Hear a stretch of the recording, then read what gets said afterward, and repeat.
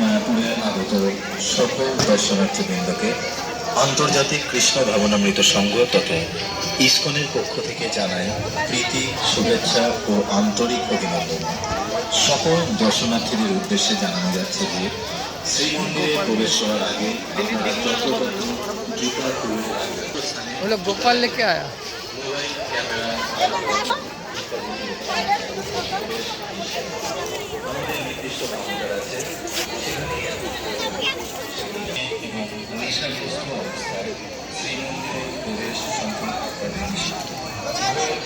4:30 মঙ্গল আরতি, সকাল 7টায় দর্শন আরতি, সকাল 8টায় শ্রীমদ্ ভাগবত পাঠ, সকাল 8:30 ধূপ আরতি, দুপুর 1 ভোগ নিবেদন, দুপুর 12টায় রাজভোগ আরতি এবং বৈকাল 4টে ধূপ আরতি, সন্ধ্যা 6টায় সন্ধ্যা আরতি।